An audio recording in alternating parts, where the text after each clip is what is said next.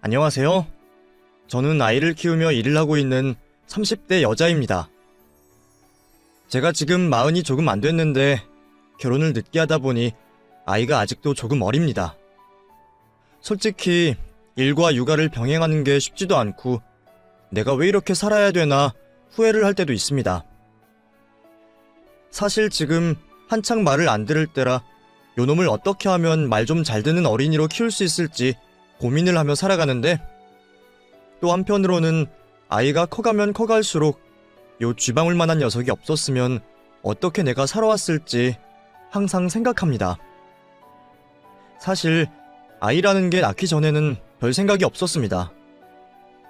내 몸 갈아서 애도 낳아야 되고 육아도 해야 되고 하던 일도 관둬야 되고, 그럼 살도 찌고 우울해지고 그냥 모든 게 다 불행이라고 생각했거든요. 그리고 이런 말 정말 죄송하지만 제가 그렇게 사랑받고 자라지 못한 것 같고, 부모라는 존재가 낳은 거 말고는 제대로 제게 해준 게 없다 보니 솔직히 자녀 계획에 부정적이었던 것도 사실이었습니다. 제가 어린 시절이 좀 불우했습니다. 제가 기억하는 엄마의 모습은 항상 아빠에게 맞고 있는 모습이었습니다. 아직도 선명히 기억나는 게 초등학교 2학년 때쯤인가? 그날 아침도 엄마가 아빠한테 맞는 걸 피하려고 동네 여기저기를 뛰어다니고 있었고, 저는 가방을 들고 학교를 가는 길이었죠. 저 멀리서는 엄마가 고함을 지르며 뛰어다니는 걸 사람들이 구경하고 있고, 제가 학교를 가는데 한 아줌마가 그러더라고요. 야, 너도 참 독하다. 네 엄마가 저렇게 맞고 있는데 학교가 가고 싶어? 너도 가족인데 좀 가서 말려. 하고 저를 붙잡더라고요. 저는 그 아줌마를 빤히 쳐다보며, 아줌마, 저도 맞았어요. 근데 제가 저걸 어떻게 말려요? 저도 학교로 도망가야죠. 하고 그 아줌마를 등지고 돌아섰던 기억이 납니다. 저희 아버지는 그런 사람이었습니다. 술과 담배, 여자, 안 좋은 건 다 하고 다니고 집에 있는 엄마와 저를 무자비하게 때리는 그런 몰상식한 사람이었죠. 그래서인지 저는 어릴 때부터 그런 생각을 많이 했습니다. 이럴 거면 대체 나를 왜 낳았지? 그냥 둘이 살지 왜 나를 낳아서 이렇게 힘들게 하는 거지? 하는 생각 말이죠. 심지어 아빠는 술에 취해서 엄마를 방으로 데리고 들어가서는 애 하나는 부족하지 않아? 둘은 낳아야지. 그래야 우리가 죽고 나도 둘이 행복하게 살 거 아니야. 큰애가 딸이니까 둘째는 아들을 낳아보자고. 당신 자신 있지? 하면서 둘째를 낳자고 종용하기도 했습니다. 그런데 더 웃긴 건 엄마는 그 말을 듣고 웃으면서 둘째? 아이고, 둘째는 무슨 하나 키우기도 벅찬데 둘째까지? 당신 감당 되겠어? 하면서 그 농담에 웃고 떠들어준다는 거였죠. 그게 농담인지 진담인지 지금도 모르겠지만, 만약 정말 둘째가 생겼다면 저는 부모를 혐오했을지도 모릅니다.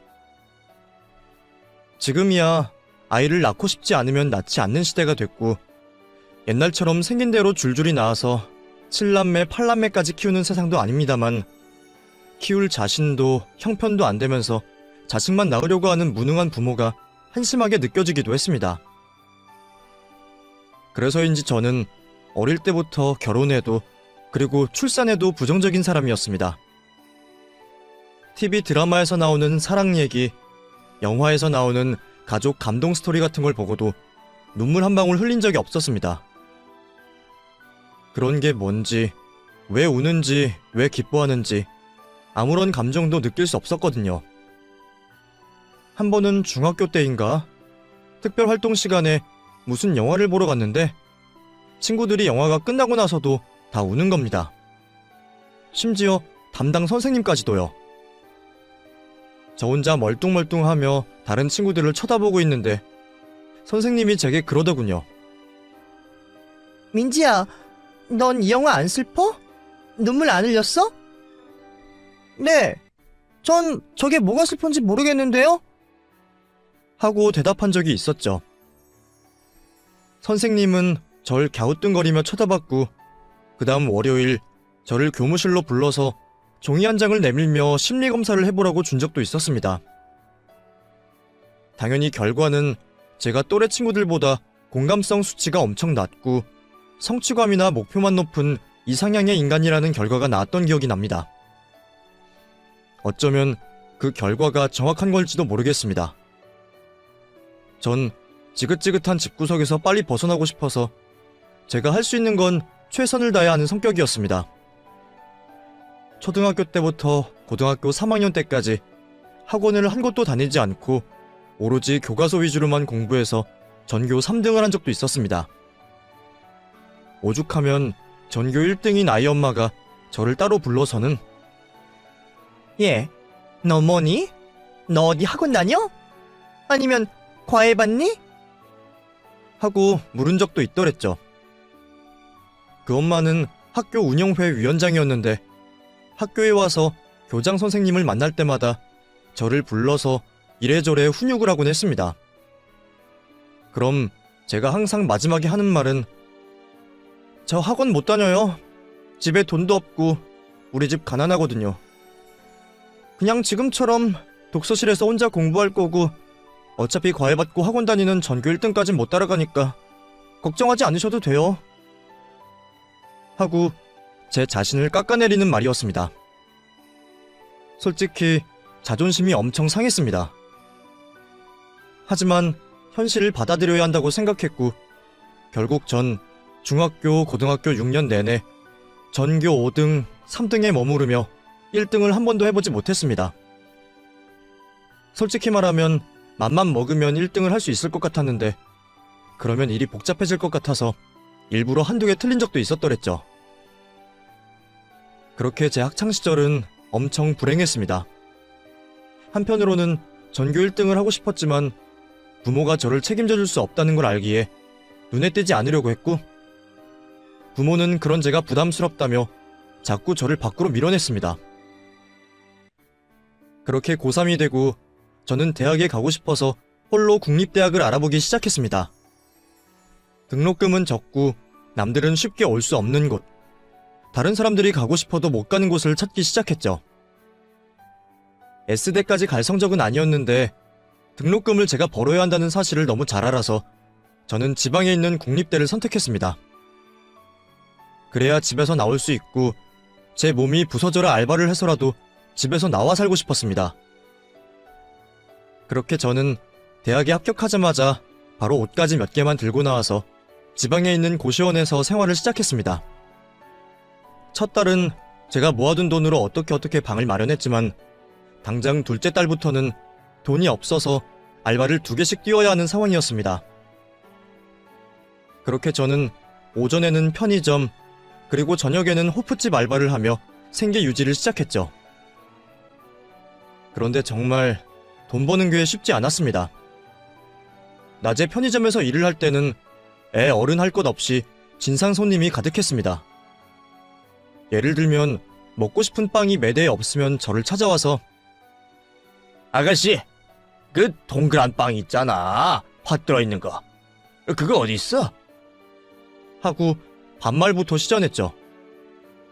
아, 그 빵이요? 오늘 품절이에요. 내일 모레 들어오니까 그때 오시면 있을 거예요. 하고 친절하게 대답을 해주면 뭐? 아니, 손님이 오는데 빵이 없어? 그럼 나보고 빵 오는 시간에 맞춰 사 먹으라는 거야? 뭐 이딴 가게가 다 있어? 많이 찾으면 많이 떼놔야 할 거 아니야. 안 그래? 아가씨 머리는 퐁으로 달고 다녀? 하면서 막말을 하더라고요. 그걸 제가 정하는 것도 아니고 전 그냥 알바일 뿐인데 저를 붙잡고 욕을 하는 사람이 있는가 하면 한 번은 한 여자가 저를 보고는 저 방금 남자친구랑 헤어졌어요. 그러니까 소주 2병만 계산해주세요. 하는 겁니다. 딱 봐도 교복을 입은 고등학생인데 소주라니. 죄송하지만 미성년자에겐 술 못 팔아요. 하고 딱 잘라 말했더니 갑자기 제 뺨을 때리면서 내가 돈 낸다잖아. 왜 안 파는데? 너까지 나 무시하냐? 알바 주제에 나 무시해? 야, 우리 아빠가 누군지 알아? 우리 아빠 변호사야. 엄청 유명한 변호사라고. 네가 나한테 이거 팔아서 문제 생기면 우리 아빠한테 말해서 조용히 해결해 줄 테니까 그냥 내놔. 나 오늘 진짜 기분 안 좋거든? 그러니까 당장 술 내놓으라고! 하면서 펑펑 우는 애들도 있었습니다. 그 이후로 저는 영문도 모른 채 편의점 알바를 잘렸고 호프집 알바를 하면서 생계를 이어갔습니다. 이쯤 되면 부모한테 도움 좀 받지 왜 그렇게 악착같이 사냐 하는 분들도 있을 거라는 걸 압니다. 하지만 제 꿈은 딱 하나였습니다. 부자가 되는 것도 아니고 좋은 직장에 들어가는 것도 아니고 정말 딱 부모 없는 세상에 나 혼자 살아가는 거. 아무리 힘들어도 괜찮고 노숙자가 돼도 되니까 부모 없이 나 혼자 스스로 살아가는 것이 유일한 목표였죠. 그렇게 저는 낮에는 학교를 다니며 공부를 하고 밤부터 새벽까지는 호프집 알바를 하며 등록금을 벌고 고시원 비용을 충당했습니다. 어릴 때 TV에서 보면 배가 고파서 밥 먹을 돈도 없어서 물로 허기를 채우는 장면들이 나오곤 했는데 제가 딱 그랬습니다. 정말 밥 먹을 돈이 없어서 가게에 들어가서 물만 벌컥벌컥 마시고 사장님 죄송해요. 갑자기 약속이 생겨서 다음에 올게요. 하고 나온 적도 있었고 고시원에서 제공해주는 밥과 김치만 먹으면서 3개월을 버틴 적도 있었습니다. 이런 얘기를 제가 사귄 남자친구들에게 하면 너 진짜 대단하다. 어떻게 그렇게 버텨? 야, 당장 나와. 내가 맛있는 거 사줄게. 하면서 저를 위로해주는 사람들도 있었습니다. 가난하고 힘들었던 와중에도 웃긴 게 저는 항상 남자친구가 있었습니다. 사실 여자친구들은 뭐랄까 저를 좀 멀리하는 경향이 있었습니다. 그들은 그들끼리 모여서 카페도 다니고 맛집도 다니고 그냥 쓸데없는 곳에 돈을 쓴다는 느낌이 너무 강했습니다. 전 그럴 여유는커녕 밥도 못 먹는데 술자리나 카페 맛집을 돌아다니는 건 제게 사치 같다는 느낌이 강했죠. 하지만 남자친구들은 달랐습니다. 저를 이유 없이 온전히 사랑해주기도 했고 제가 힘들 때면 제 옆에서 힘이 돼주는 사람들이었습니다. 배가 고프다고 하면 밥을 사주고 일이 늦게 끝나면 데리러 와주고 돈이 없을 땐 큰 돈은 아니지만 가끔 용돈도 쥐어주는 사람도 있었습니다. 저는 그래서 남자친구들에게 정말 잘했습니다. 제가 비록 돈은 없지만 줄 수 있는 건 사랑뿐이라 그 사람에게 끊임없이 표현하고 또 표현했죠. 항상 고맙다, 미안하다, 사랑한다라는 말을 입에 달고 살았습니다. 그런데 이게 우연인지 필연인지 모르겠지만 항상 저와 사귀는 남자들은 저와 집안 형편이 비슷한 사람들이었습니다. 제가 연애를 많이 한 건 아니지만 남자친구들과 술자리를 갔다 보면 자연스럽게 집안 얘기가 나오는데 저는 울며불며 힘들게 저희 부모에 대한 치부를 꺼낼 때가 있었습니다. 그런데 그걸 들은 남자친구들은 나도 우리 부모랑 연락 끊었어. 어릴 때부터 어머니가 바람을 많이 피웠거든. 내가 그걸 보고 자라서 그런지 사실 여자라면 다 못 믿는데 그래도 너는 좀 믿을만한 애 같아. 사실 여자애들 중에 너처럼 절약하고 돈 아끼는 애 흔치 않거든. 그리고 자기 앞길 자기가 개척해 나가는 사람도 흔치 않고. 그런 부분에 있어서 넌 진짜 마음에 들어. 하고 말을 해주더라고요. 솔직히 그 말을 듣는데 칭찬 같지가 않고 그냥 나랑 처지 비슷하고 나한테 잘해주니까 사귀는 거야. 너처럼 돈 아끼는 애 없어. 이런 말처럼 들리더라고요.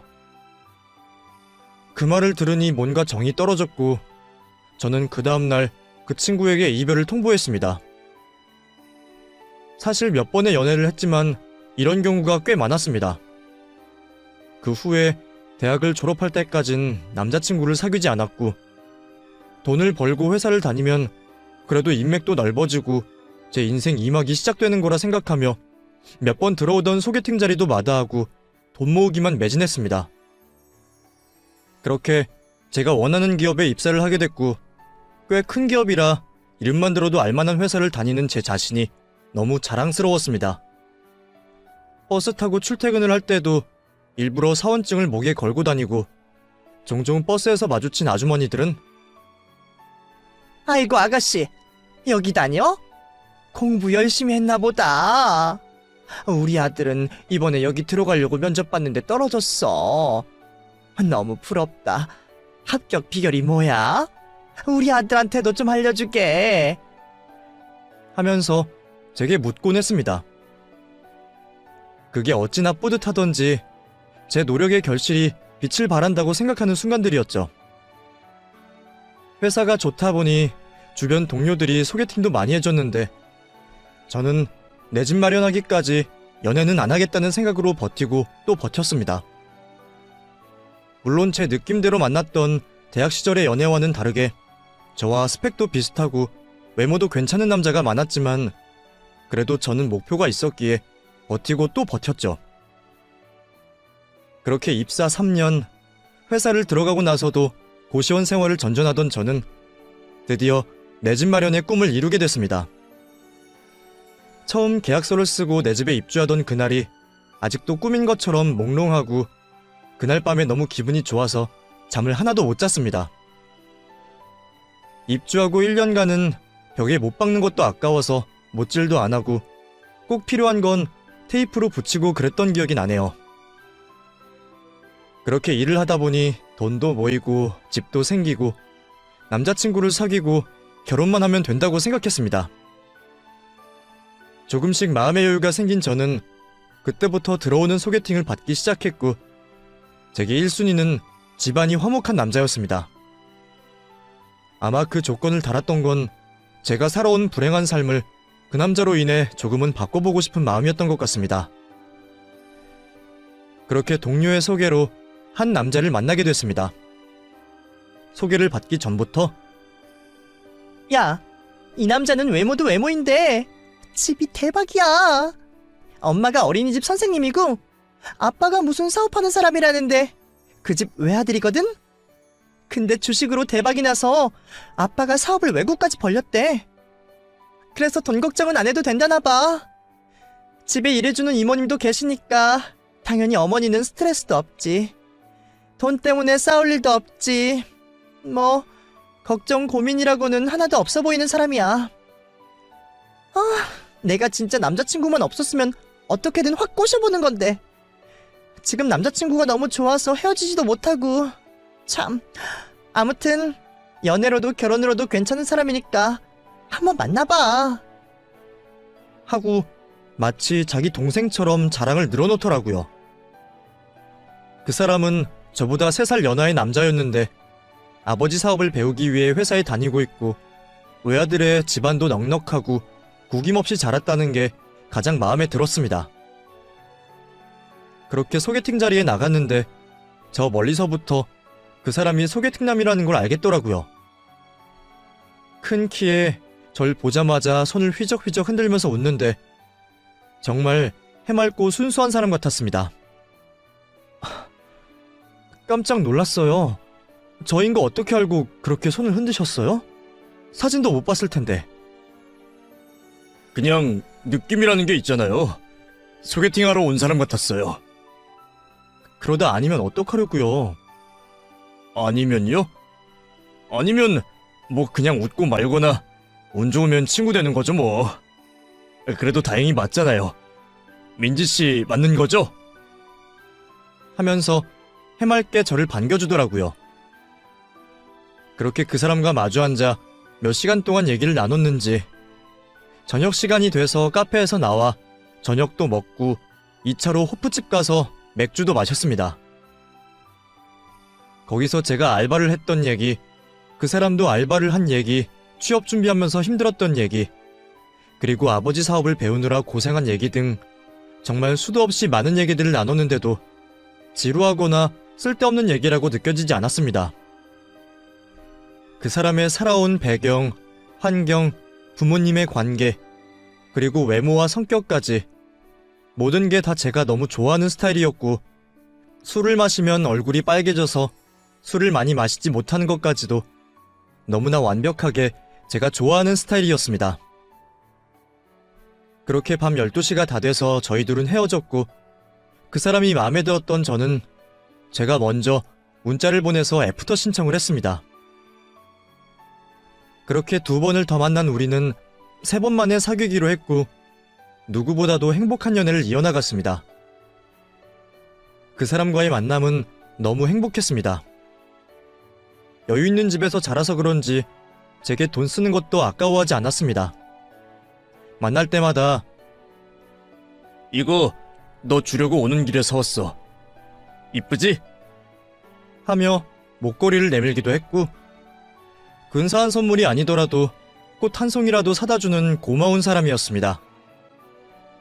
하지만 치명적인 단점도 있었습니다. 이 사람과의 데이트는 평일에밖에 할 수 없다는 것이었죠.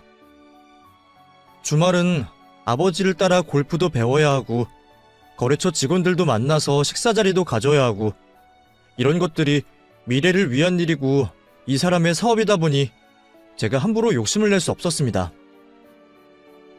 그렇게 저희 2사람은 3년을 연애하면서 항상 평일 데이트만 했습니다. 그 사람은 주말에 일이 있을 땐 수시로 제가 불안하지 않게 사진을 찍어 보냈고, 주말에 만나지 못하는 것에 대해서는 의심을 한 적이 단 한 번도 없었습니다. 그럴 사람도 아니었고요.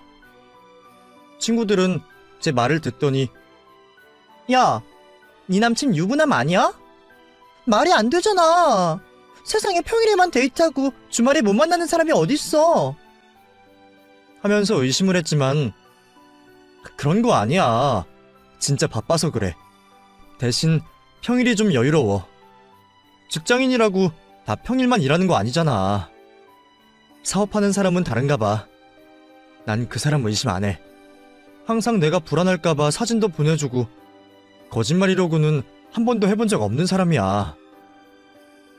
하면서 남자친구 편을 들곤 했죠. 그렇게 저는 그 사람과 결혼을 전제로 1년을 더 만났습니다. 저야 부모님이랑 연을 끊고 소식도 모르는 사이라 제가 좋으면 결혼 허락이라는 것도 필요 없던 상황이었고, 남자친구 부모님만 만나서 우리의 결혼을 허락해 주십사 하고 부탁을 드려야 하는 입장이란 생각이 들었습니다. 솔직히 제가 남자친구보다 너무 부족한 부분이 많아서 이 결혼을 허락받을 수 있을까 하는 생각이 들기도 했습니다. 하지만 생각보다 허락이 쉽게 떨어졌습니다. 둘이 결혼을 한다고? 아, 난 너무 좋지. 당장이라도 결혼했으면 좋겠어. 너무 찬성이야.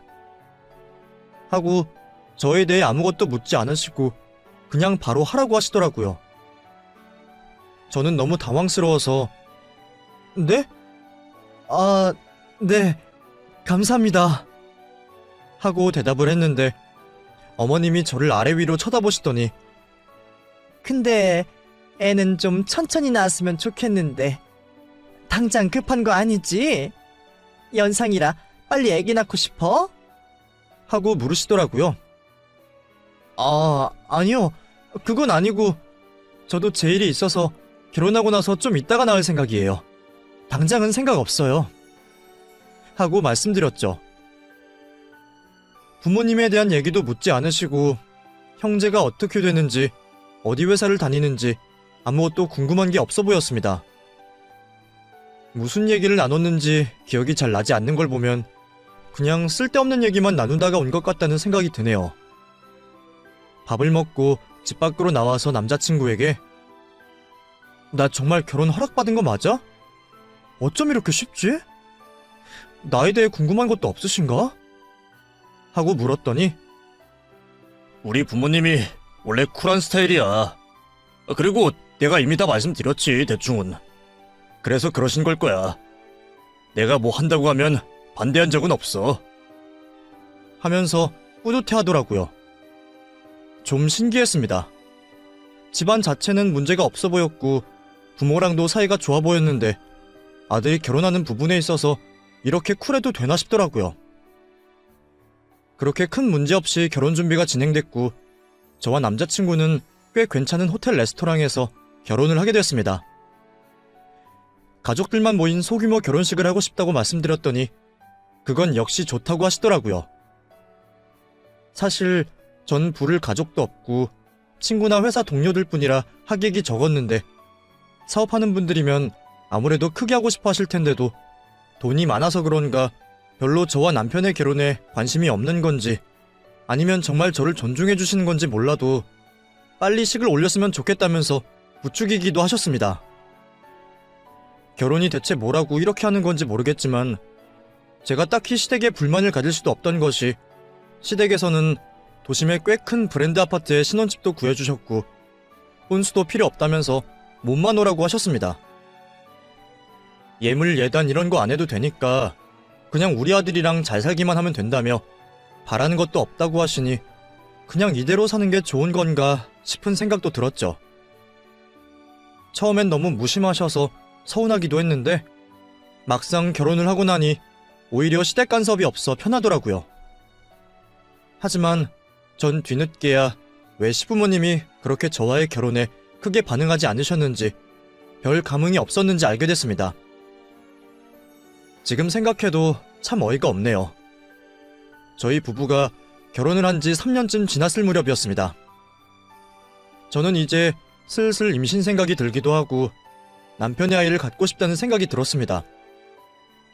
근데 저는 보통 평일에 일을 하고 주말엔 쉬는데 남편은 주말이 바쁘니 저희 부부는 평일엔 얼굴을 보기도 힘든 날들이 많았습니다. 남편은 늦잠을 자고 저는 아침 일찍 일어나서 나가니 더더욱 그랬죠. 주말에 남편은 가끔 지방에 간다며 외박을 하기도 하고 어쩔 때는 또 일이 없다며 쉬는 날도 있고 했습니다. 그렇게 저희 부부는 몇 번의 임신 시도 끝에 결혼 3년 만에 아이가 생겼고 제가 임신 소식을 남편에게 알리자마자 남편은 너무 깜짝 놀라면서 애기? 애기가 생겼다고? 당신 피임약 먹는다고 하지 않았어? 하면서 너무 서운한 반응을 보이더라고요. 피임약 먹는다고 임신 다 안 되는 거 아니야. 그리고 우리 3년이면 애기 가질만 하잖아. 왜? 애기 생긴 게 싫어? 하고 서운한 티를 팍팍 냈더니 아니 그게 아니라 좀 당황스러워서 그렇지. 너무 예정에 없던 일이라. 하며 제게 미안하다고 하더군요. 그렇게 저는 임신한 상태로 집에 혼자 있는 게 싫어 꾸준히 일을 다녔는데 점점 배가 불러올수록 컨디션이 안 좋아서 결국엔 육아휴직을 내게 됐습니다. 그렇게 제가 임신을 한 지 6개월쯤 됐을까 동네 사람들도 저희 임신에 관심이 많았던 건지 오며 가며 한마디씩을 하시더라고요. 엘리베이터에서 처음으로 마주치게 된 아주머니는 혹시 8층 세댁이야? 나 9층 902호 살아요. 근데 세댁 임신했나봐. 꽤 오랫동안 애기 없더니 드디어 생겼나 보네. 아유, 너무 축하해. 하면서 제게 인사를 건네더라고요. 네? 아, 네. 저를 아셨구나. 네, 임신했어요. 이제 3개월 좀 지나면 출산해요. 축하해주셔서 감사합니다. 하고 꾸벅 인사를 했는데 그 아줌마가 저를 아래 위로 보면서 근데 세댁은 지금도 일 다녀? 배가 이렇게 불렀는데도 일 다니면 힘들지 않아? 남편은 뭘 하길래 그래? 하고 묻더라고요. 솔직히 귀찮았습니다. 관심도 귀찮았고 대답하기도 싫더라고요. 옛날이야 뭐 아이 하나를 키우려면 온 동네 사람이 필요하다고 말을 하지만 요즘 시대엔 그럴 필요도 없고 오히려 그런 관심이 독이 되는 경우가 많아서 저는 그냥 대충 얼버무리고 말았죠. 그냥 남편은 바쁘고 저도 혼자 있기 좀 그래서 일하는 게 나아요. 하고 문이 열리자마자 앞만 보고 직행했습니다. 그렇게 육아휴직을 내고 집으로 돌아와서 한참을 자고 일어났더니 남편이 와 있더라고요. 저는 남편을 보자마자 여보, 당신 윗집 아줌마 알아? 하고 물었습니다. 몰라? 왜? 윗집 아줌마가 우리 집에 찾아왔어? 하고 묻더라고요. 아니, 그 아줌마 웃겨. 무슨 나보고 왜 지금까지 애를 안 가졌냐는 둥, 이제야 애가 생겼냐는 둥, 그런 걸 자꾸 물어보잖아. 귀찮아 진짜. 그래? 요즘엔 그런 사람 드물다던데. 그 아줌마도 좀 선 넘었네. 다음에 만나면 제대로 말해봐. 그런 관심 귀찮다고. 근데 요즘 그런 사람 보기 드문데. 아줌마가 오지랖이 엄청 넓은가 보다. 동네 반장 이런 거라도 되나? 하면서 웃고 넘기더라고요.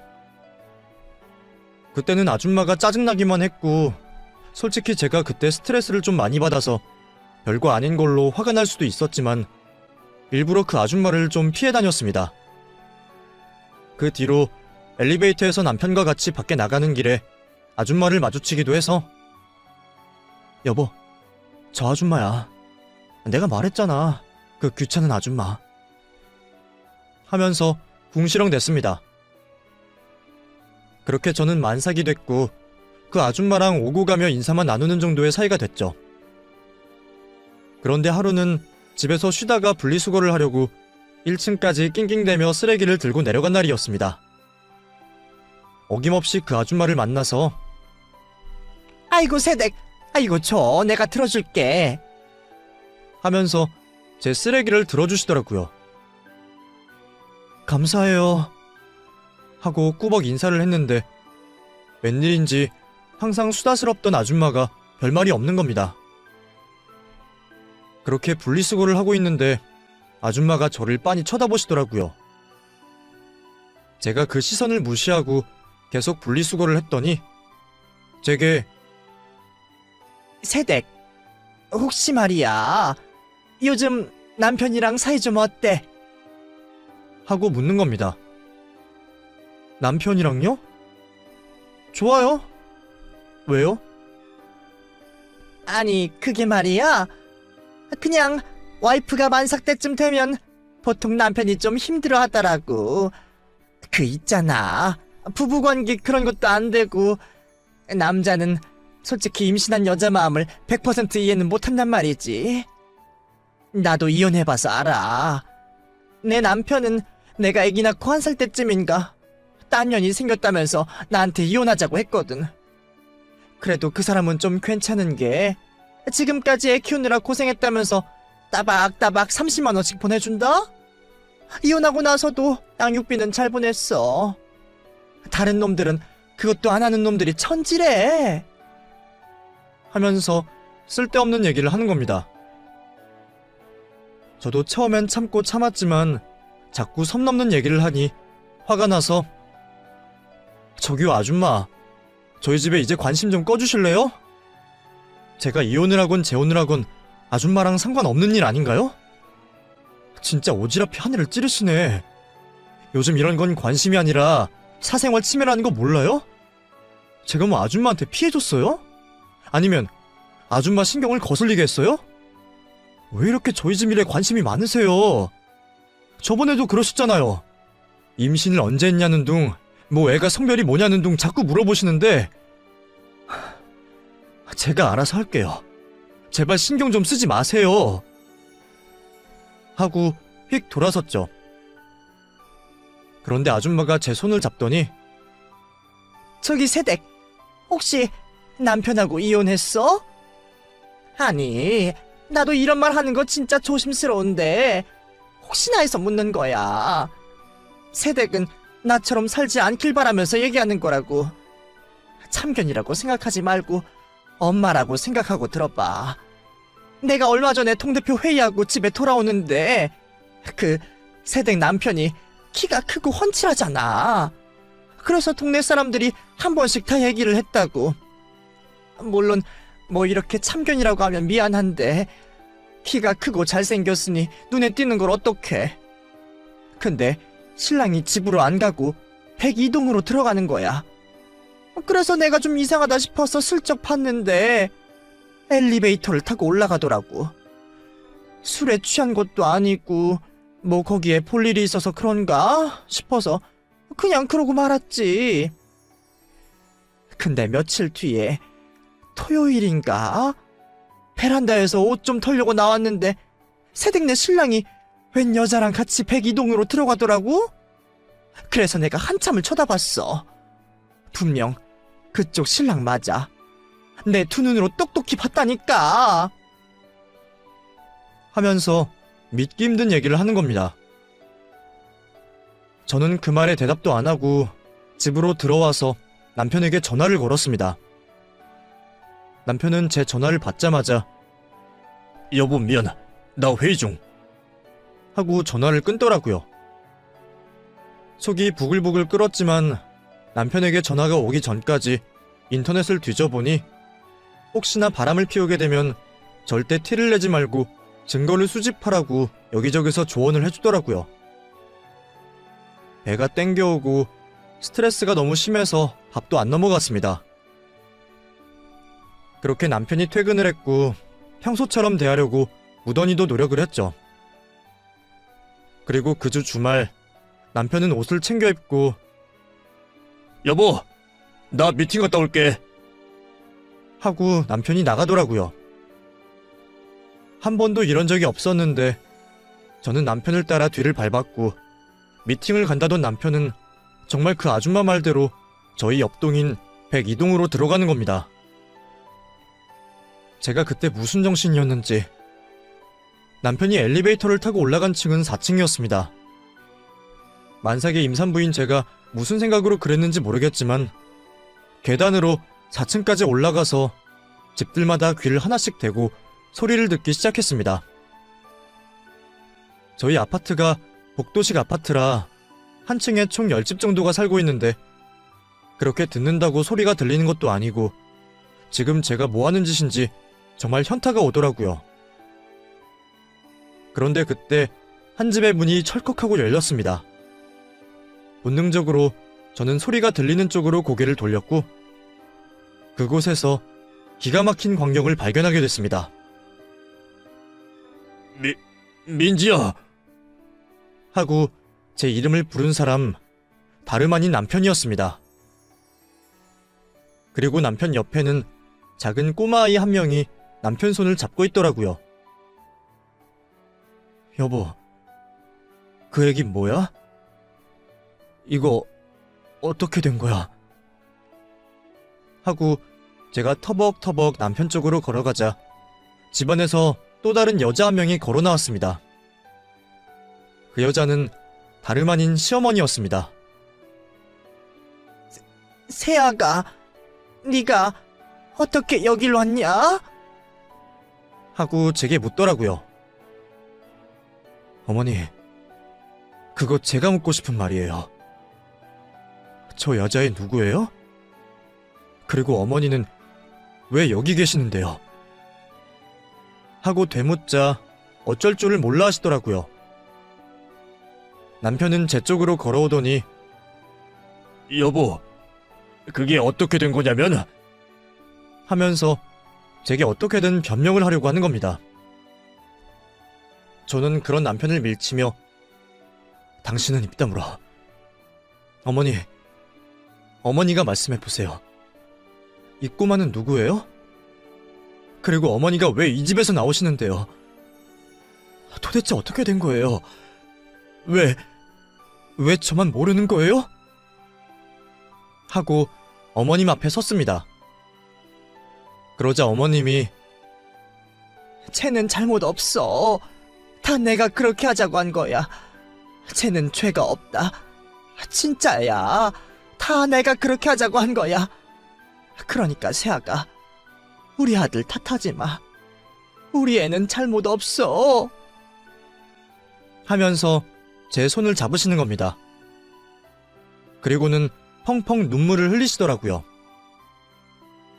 우리 아들이 불쌍해서 그래. 웬 여시 같은 년한테 잘못 걸려서 그년이 애만 낳고 우리한테 전부 맡겨버렸어.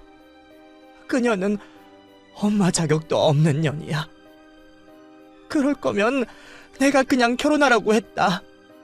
전부 내가 책임질 테니까 결혼부터 하라고 했어. 사지 멀쩡하고 인물 잘난 우리 아들 해 딸렸단 이유만으로 평생 혼자 살 순 없잖아. 그렇다고 해서 이 어린 것을 어디에 보낼 수도 없지 않니? 안 그래? 너도 부모니까 내 마음 알 거 아니냐. 언젠간 내가 말하려고 했는데 도저히 용기가 안 나서 말 못했어. 언젠간 말해야지 하면서도 우리 둘 다 용기가 없어서 말을 못했다. 미안하다. 정말 미안해. 하면서 제 손을 잡고 펑펑 울더라고요. 옆에 있던 꼬마까지 따라 울면서 할머니 울지 마. 왜 울어? 하면서 칭얼칭얼 대는데 이게 정말 무슨 일인가 싶더라고요. 남편에게 숨겨온 애가 있다니 갓난쟁이도 아니고 무려 7살이나 된 애가 있다는 게 믿겨지지 않았습니다. 그제야 머릿속에서 모든 것들이 맞춰지기 시작했습니다. 왜 어머니가 우리 결혼에 그렇게 호의적이었는지, 조건 차이도 많이 나고 집안 차이도 많이 나는데 반대 한 번 안 하고 저를 받아주셨는지, 왜 제가 하고 싶은 대로 다 하라고 하셨는지, 신혼집 치고는 도심 한가운데 고급 아파트에 집을 구해주셨는지, 그제야 모든 게 퍼즐처럼 맞춰지더라고요. 단순히 저는 이 집의 식구가 아니라 남편이 혼인신고도 하지 않고 낳은 아기의 엄마로 이 집에 들어오게 된 거고, 저와 연애를 할 때도 사업차 바쁘다는 핑계였다는 게 다 아이 때문이라는 걸 알게 됐습니다. 정말 모든 게 혼란스러웠습니다. 저는 그 자리에 서서 아무 말도 하지 못했고, 꼬마아이는 제 앞에 서서는 아줌마, 할머니한테 너무 뭐라고 하지 마세요. 할머니는 잘못한 거 없어요. 하면서 당차게 말을 하더라고요.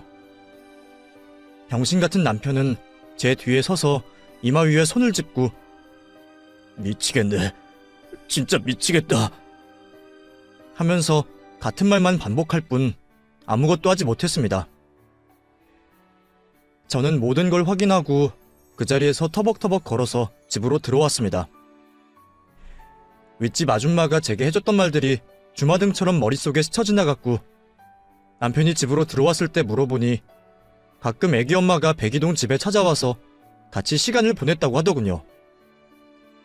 아마 그 아줌마가 봤던 여자가 애기 엄마인 것 같다는 생각이 들었죠.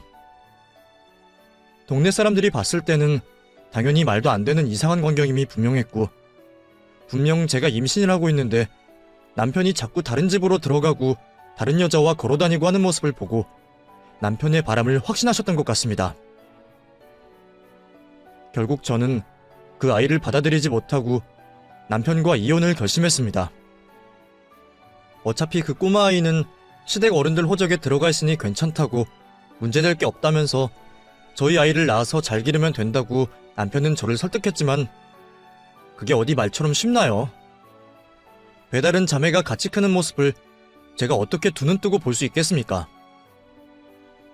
거기다가 가장 큰 충격이었던 건 저와 만나고 결혼을 하기까지 그 아이를 숨기면서 저를 속였다는 사실을 도저히 받아들일 수가 없었습니다.